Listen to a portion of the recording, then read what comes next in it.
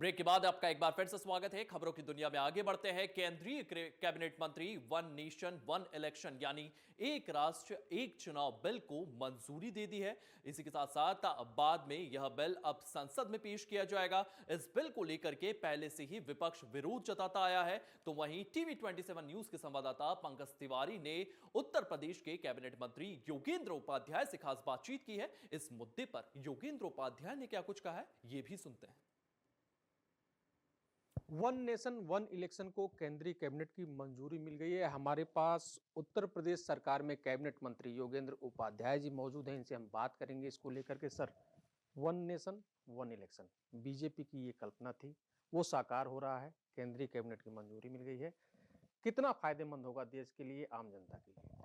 देखिए, one nation one election मेरे ख्याल 1967 से पहले तक चलता रहा और होना भी चाहिए, क्योंकि एक बार चुनाव हो जाए, जिससे कि बार-बार चुनाव होने से हर आज की स्थिति क्या है, हर साल चुनाव होता है।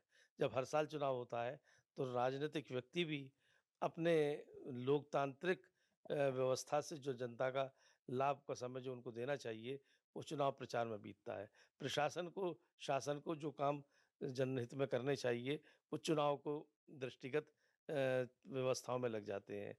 ऐसी अन्य व्यवस्थाएँ भी उसमें जुट जाती हैं। पैसा बहुत खर्च होता है, सरकारी हो चाहे जनता का हो, तो वो सब बचाने के लिए और लोकतंत्र को मजबूत करने के लिए वन नेशन वन इलेक्शन ज़रूरी है। उससे लोकतंत्र भी मजबूत होगा और जनहित के कार्यों में कंसंट्रेशन 5 साल बनेगा।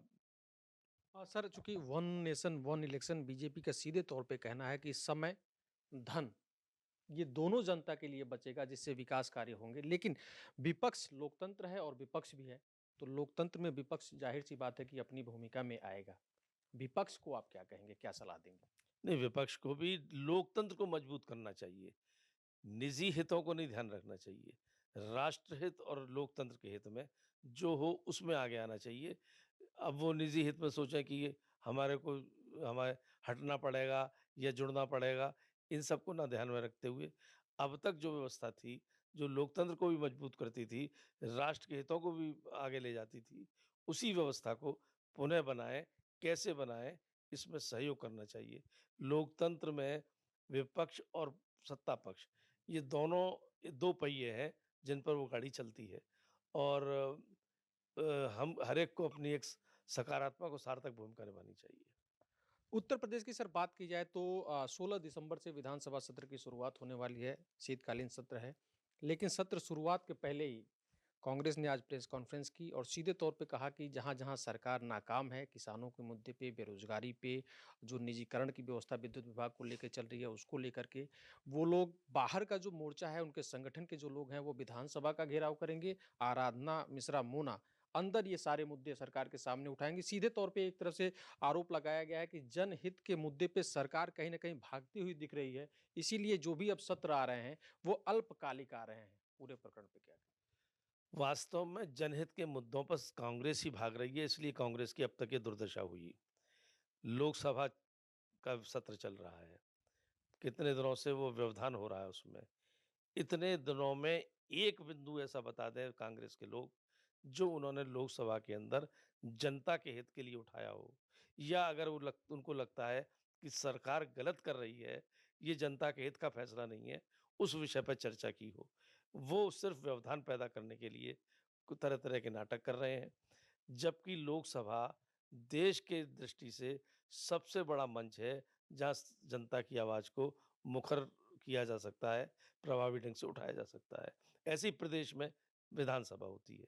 प्रदर्शन करना उनका अधिकार है, लोकतांत्रिक अधिकार है उनका। शांतिपूर्ण प्रदर्शन करना, लोकतंत्र की मर्यादा के अनुरूप प्रदर्शन करना, करना चाहिए, करें, उससे कोई रोकता नहीं। अगर मर्यादाएँ टूटेंगी और शांति भंग होगी, तो शासन अपना काम करेगा, प्रशासन अपना काम करेगा। लेकिन जब विधानसभा चल रही है, विधानसभा में पूरी ज़ोर-शोर से बात को उठाएँ। बाहर प्रदर्शन करने से कोई नतीजे हल नहीं होने, प्रदर्शन करने का भी समय है, समय करें।